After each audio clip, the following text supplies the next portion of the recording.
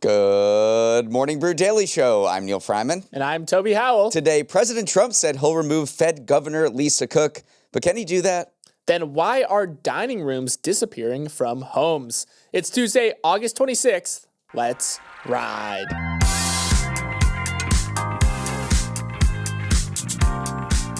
If you fired up Netflix this week, you might have seen their new method for helping you find a new show to watch, your Astrological sign. Last Thursday, the streamer launched an astrology hub called Your Zodiac Watchlist, which matches the different zodiac signs to content those people may like because of their particular character traits. For example, I'm a Leo with, quote, main character energy, so Netflix suggests I would enjoy Emily in Paris or The Crown, which, yeah, sure.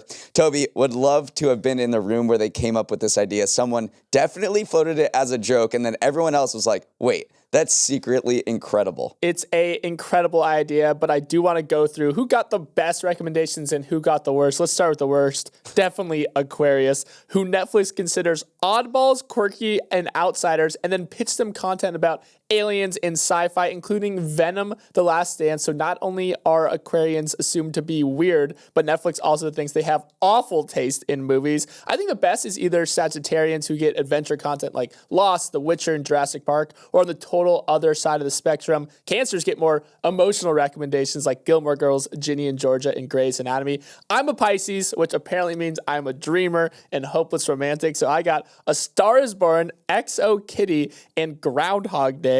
But yes, these hyper-personalized and specific collections are clearly part of Netflix's strategy. They've made a Hope They Don't End Up on the Kiss Cam collection, which are filmed with, steamy dramas based on the Coldplay Kiss Cam incident. And then also Can I Pull You for a Chat collection inspired by Love Island. So maybe let's have a little movie marathon, Neal. All right, and now a word from our sponsor, LinkedIn Ads. Toby, speaking of you being a hopeless romantic, heard you were looking at wedding venues yesterday. I was, both exciting and overwhelming. So many options to choose from. Just know that whatever you pick, the most important thing is the person standing across from you. Oh, that's so sweet. My fiance will love that. I was talking about myself as one of your groomsmen, but also this reminds me of the best B2B ads platform out there, LinkedIn Ads. How does my wedding venue search remind you of B2B ads? Well, hear me out. With over 10 million C-suite execs and over 130 million decision makers, aka the people you need for your business, on their platform, you can find the right venue for your message. Honestly, I wish I could slice and dice venues like LinkedIn does. You can target by job title, industry, company, and more. They can link you with the right audience for your brand. So make the right choice and check out LinkedIn Ads. LinkedIn will even give you a $100 credit on your next campaign so you can try it for yourself. Just go to linkedin.com/MB. That's linkedin.com/MBD. Terms and conditions apply only on LinkedIn Ads. President Trump reached into the toolkit from his apprentice days, saying he was firing Fed Governor Lisa Cook in his biggest attack yet on the central bank's independence. In a letter to Cook last night, who was appointed by Biden in 2021, Trump said he had sufficient cause to remove you from your position, citing allegations that Cook submitted fraudulent info on 2 mortgage applications. The letter added that, quote, the American people must be able to have full confidence in the honesty of the members entrusted with setting policy and overseeing the Federal Reserve. In light of your deceitful and possibly criminal conduct in a financial matter, they cannot, and I do not, have such confidence in your integrity. Cook, who insists she did nothing wrong, responded, you can't fire me. I'm not quitting. In a statement late Monday, she wrote, President Trump purported to fire me, quote, for cause when no cause exists under the law and he has no authority to do so. I will not resign. Toby, this sets up a massive legal showdown that could change the course of the economy and impact the wallet of everyone listening. If Trump successfully removes Cook and fills her role with someone who's more sympathetic to cutting rates, economists warn of another spike in inflation. Yeah, the big question here, can he fire her? And the answer is definitely legally murky. Congress severely curbed the president's authority to unilaterally fire a Fed official back in 1913. The law states that you can only do so for cause, but what cause is kind of up for debate. It has historically been understood to mean malfeasance or dereliction of duty. For Trump, that cause is the potential mortgage fraud. But then you actually have to go out and say, why does Trump want to fire Cook here? He definitely wants to shape the Fed in kind of his own image because a new opening on the Fed board would give Trump a lot of leverage to shape its makeup. Remember, Powell's term ends in May, and then he also almost has a majority at this point. He appointed 2 current Fed governors, Michelle Bowman and Christopher Waller, in his first term. This past month, Trump nominated Stephen Moran to fill an open seat that was created by a resignation of a Biden appointee. And then if Cook's seat is open, then he has a majority on that board. So he's definitely trying to, push for monetary policy that he can shape. Talking about the Fed composition as, having a majority Republican, conservative, or having a majority leaning Democrat or left is unprecedented because since it was created in 1913, the central bank has had this independence that economists and bank CEOs like Jamie Dimon have said form the bedrock of stable American financial markets. And if that doesn't happen, you could lead to a spike in inflation because when you're a president, you want low interest rates because during your term, which only lasts 4 or 8 years, you want lower interest rates because that stimulates the economy. More people have jobs, more people have money to spend. It's all good, but that could be very harmful in the long run if inflation goes too high, and then the Fed has to hike rates in the down the line in order to bring it down. This has happened in other countries. It hasn't happened in the United States. We should stress that this is unprecedented for a president to remove or to try to remove a Federal Reserve official. Right now, I'm looking at the inflation rate over time in Turkey, where President Erdogan has installed a loyalist as the central bank governor. He did that in 2021. The inflation rate was pretty low, but below 20% until 2021, and then you see a vertical line the next year going to 86% inflation. No one's saying that the United States will ever have 86% inflation, but when you install someone who is a loyalist to you, there's political considerations that will keep rates artificially low, and that leads to a spike in inflation. And looking at the markets, they are not reacting super well to this. All 3 major stock indexes are down this morning, and the biggest move was actually in the U.S. dollar, which lost 0.3% rapidly overnight as this news was breaking. So we'll pay attention to how the markets continue to react to this today. If you were planning to order chocolate from Belgium, wine from New Zealand, or a suit from Italy, you might need to think more local. In the past few days, more than a dozen international postal services have suspended business shipping to the United States over a new tariff rule going into effect on Friday. Postal services from Germany to Singapore say they were caught by surprise and need more time and clarity from U.S. authorities so they can adjust their systems accordingly. What's happening on Friday is that the de minimis exemption is ending. This exemption had allowed packages worth less than $800 to come into the U.S. duty-free, paving the way for ultra-bargain Chinese retailers like Shein and Temu to flood America with cheap goods.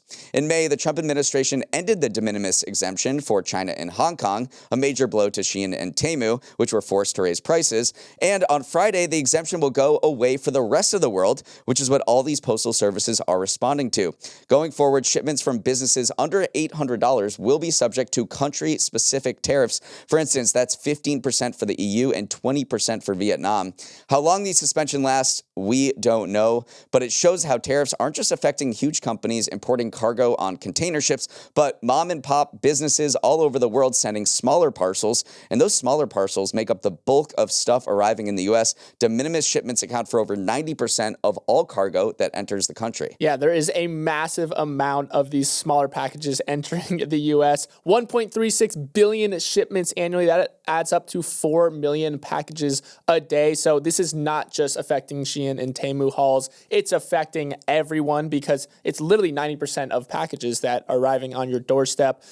Small retailers are kind of just throwing their hands up in the air and saying, hey, we cannot figure out how to add duties directly at checkout. We're just going to suspend U.S. shipments. And so that's going to affect a lot of sellers on these smaller sites like Etsy, who say that they'll basically just be shut out from U.S. buyers because they just don't have the infrastructure to navigate or can't eat the cost like a larger retailer would. So maybe one of the longer term effects of this is that the big boys can figure out how to consolidate and figure out how to navigate the situation, but the longer tail of niche sellers might get kind of hollowed out. And so these tchotchkes that you might pick up from Etsy, you're not going to get them anymore. Now, there are a few exemptions to this exemption being ended. And if you're listening to this thinking, wow, I have a few cousins, my grandma lives in Amsterdam, and I have all these relatives abroad, and my birthday's coming up, and am I going to get their letters? Well, the answer is yes, because these do not apply to letters or gifts that are worth less than $100 and sent from a person to a person rather than from a business to a customer. So these postal services will still deliver small gifts and letters to you to the United States, but it's just those bigger items between $100 and $800 that are being suspended for now because companies like DHL, which is one of the biggest logistics delivery companies in the world, are saying we can't figure out how to do this.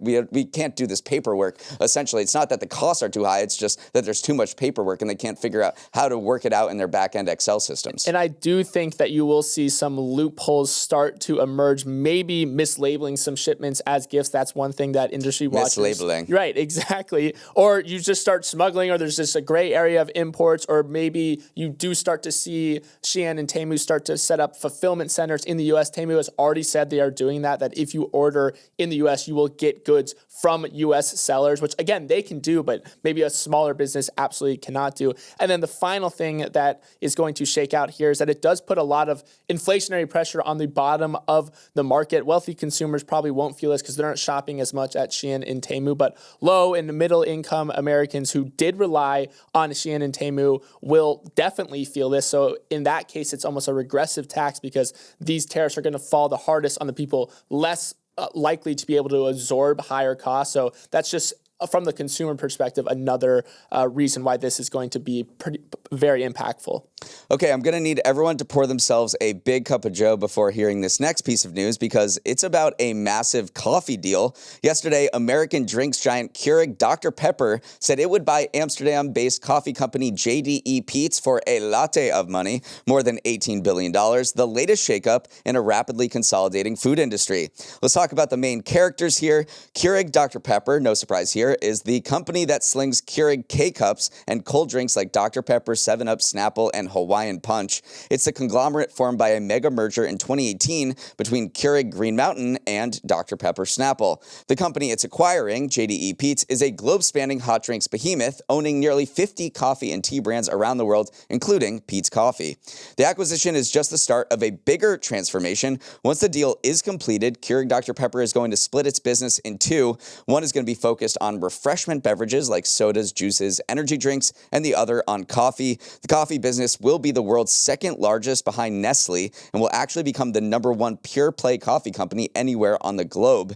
And that brings opportunities and challenges. Coffee is a huge industry, especially in the United States, where we drink 516 million cups of coffee a day. At the same time, prices for coffee beans are rising dramatically due to U.S. tariffs on Brazil, making it a super tricky market to navigate. Toby, you've poured over this deal. What are the takeaways? I think the takeaway is that coffee is certainly an attractive long-term investment because it does have pretty resilient demand. Everyone wants to start the day with a cup of coffee, but in the near term, a ton of volatility because of these tariffs, because of climate change, and because of just rising costs in general. So this just gives a little bit of clarity to investors. Either you want to bet on coffee or you want to bet on soda. It got a little murky when you tried to bet on both. So I do think that maybe coffee has that long tail effect. Soda has a very steady demand in the United States. So I think the biggest thing here is that you just figured out, separate the bubbles from the caffeine,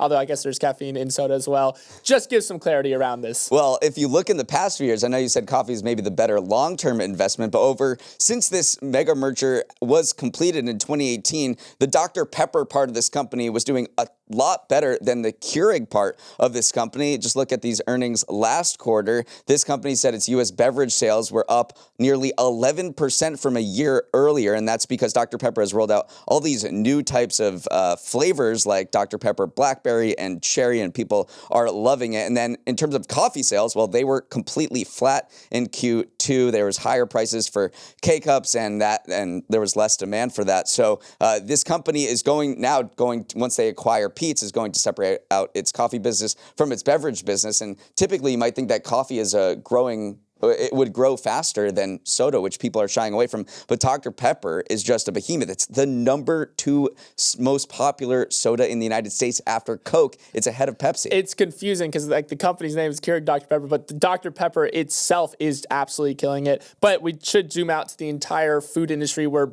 more breakups are happening than on Love Island.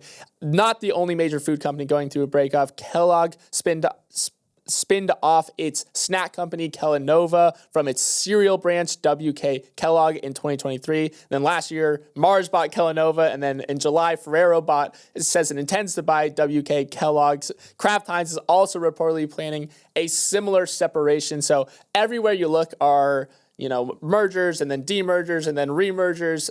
People are just trying to slice and dice up the food industry because so many different factors are changing. You have Ozempic being brought into play and how GLP-1 drugs are affecting things. So certainly not the only company that is breaking up and merging. All right, let's take a quick break and come back with another feud between Sam Altman and Elon Musk. Death, taxes, and Elon Musk suing Sam Altman. The feud that's been running longer than Grey's Anatomy added another twist to its saga, with Elon Musk filing a lawsuit against Apple and OpenAI yesterday.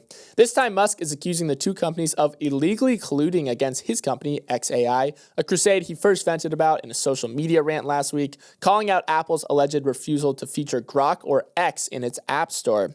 According to Musk's attorney, the suit is intended to, quote, stop defendants from perpetrating their anti-competitive scheme and to recover billions in damages related to their alleged collusion. Remember, Apple reached a deal with OpenAI last year to integrate ChatGPT into its iPhones. Musk thinks that deal is preventing customers from being able to access other competitors' chatbots like his own. OpenAI pushed back in a statement to the New York Post saying, this latest filing is consistent with Mr. Musk's ongoing pattern of harassment. The pattern they are referring to is that Elon really likes taking legal action against OpenAI, the company he co-founded alongside Altman in 2016. Last year, he sued both Altman and OpenAI, accusing them of putting profits ahead of the company's original mission, not to mention the variety of barbs the two CEOs have traded on social media. As for Musk's case, Apple thinks he doesn't have one. A spokesperson responded to Elon's initial accusatory post by saying its App Store is designed to be fair and free of bias, and that the company features thousands of apps using a variety of different metrics. Neal, I hope we all find something we love as much as Elon loves suing his rivals. And Elon's lawyers have been doing their homework because this lawsuit against OpenAI and Apple is very similar to the DOJ's successful antitrust case against Google. And during that case, which we're going to find out what Google's penalty is in just a few days, a federal judge found that Google was illegally monopolizing the market for search by locking up distribution through iPhones. Remember, Google is paying Apple more than $20 billion a year to be the default search provider on Safari, and Elon's lawyers and Elon himself say that this is very similar to what OpenAI is doing with Apple. It really hones in on the fact that Apple is such a powerful distribution mechanism, specifically through its iPhones. Billions of them are in people's pockets, and if you can be the default on Apple or have a first-party integration like ChatGPT does with any iPhone, then you are going to be locked into so many people and you're going to get so many eyeballs to your products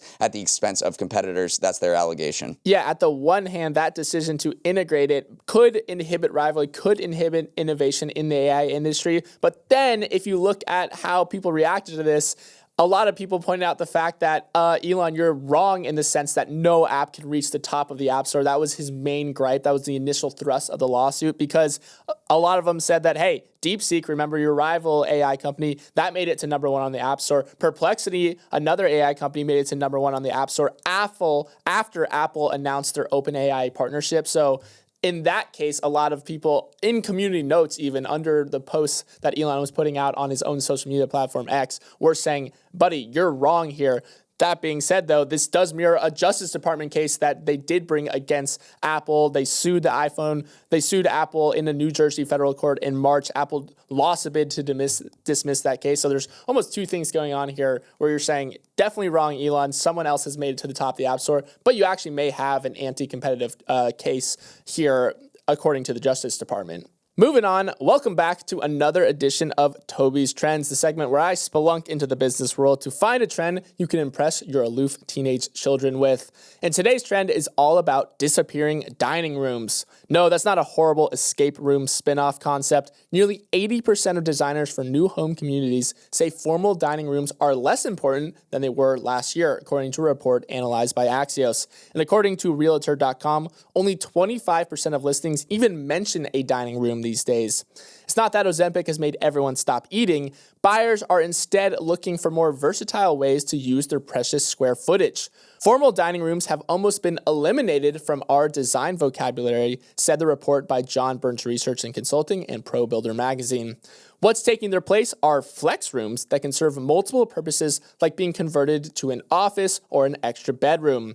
Dining rooms aren't going away everywhere. Homes in the Southeast might still have them because buyers still value formal dining where it fits, according to the report. But for the most part, every square foot space is being optimized for multifunctionality rather than for grubbing.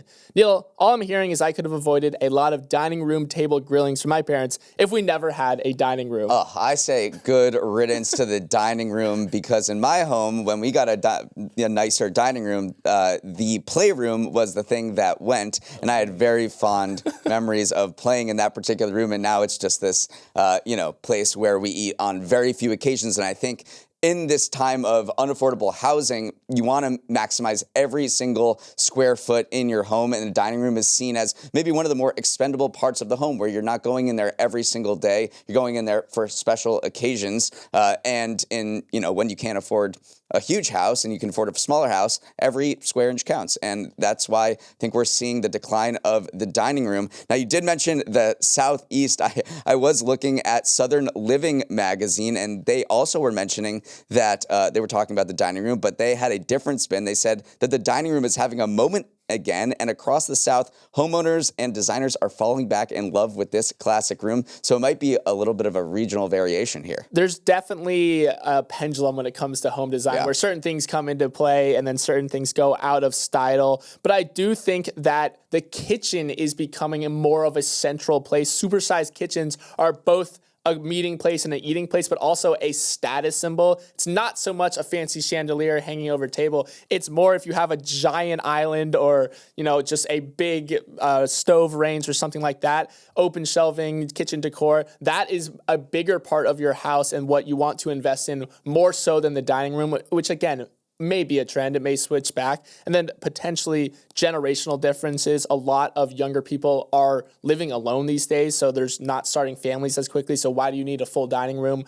You could convert it into an extra office or something like that because you don't have a family yet. So maybe that is just younger people are entering the housing market. They don't have families. So a lot of different regional and generational differences here, but fascinating to see that dining rooms are kind of being erased from a lot of designers' vocabulary. Let's sprint to the finish with some final headlines. Furniture stocks tumbled yesterday after President Trump announced on Friday afternoon that he would slap a tariff on furniture imports within 50 days when the government completes a review. Restoration Hardware and Wayfair were the hardest hit, each falling more than 5%. They're the companies that bring in the most furniture from Asia, compared to Lazy Boy and Ethan Allen, whose shares actually were fine yesterday because they make most of their products in the U.S. And that's exactly what Trump wants more of. He wrote on Truth Social that the tariffs will, quote, bring the furniture business back to North Carolina, South Carolina, Michigan, and states all across the union. But until that happens, if it happens, you should probably brace for price hikes or just go all in on Facebook Marketplace. Yeah, definitely go all in on Facebook Marketplace. A lot of good finds there. But a lot of kind of supply chain watchers, furniture watchers are dubious about the American market making a resurgence. Jason Miller, who's a professor of supply chain management at Michigan State, said in a LinkedIn post, I can't think of one person who would want to rush out and invest in making generic furniture in the USA when those investments would be rendered worthless by a change in tariff policy. Again, it's almost the criticism that a lot of people have against these tariffs is that once Trump leaves office, do you really want to invest in a massive furniture home store in North Carolina when you will immediately get undercut on price again if those tariffs go away? So that is one of the major pushbacks to this. And then also I feel bad for anyone who just moved into a new apartment, aka myself, because furniture prices are rising. They had been kind of falling once the supply chain snarls of the pandemic had been worked out, and then immediately tariffs got lumped on them. So prices were up 1.5% in May, 1.6% in June, and 1.5% in July. So, and that's without like specific furniture tariffs. Those are just those broad-based tariffs against all of the countries, especially Southeast Asia, which makes these. And then if they complete this review in 50 days and say, okay, furniture specifically is getting a big tariff, you could still see those prices continue to increase. Yeah, if anyone's got a bedside table, send it my way. Moving on, Southwest is making another controversial move that involves its seating. Starting the same day it ditches its open seating for assigned seats, the airline will also require plus-size travelers who need more than one seat to purchase it upfront, with refunds no longer guaranteed. Before the policy change, those passengers could request an extra seat for free at the airport. It's the latest in a string of major shakeups at the beleaguered airline. The carrier ended its long-standing bags fly free perk in May, announced new changes for extra legroom, and is rolling out red-eye flights as it scrambles to appease investors.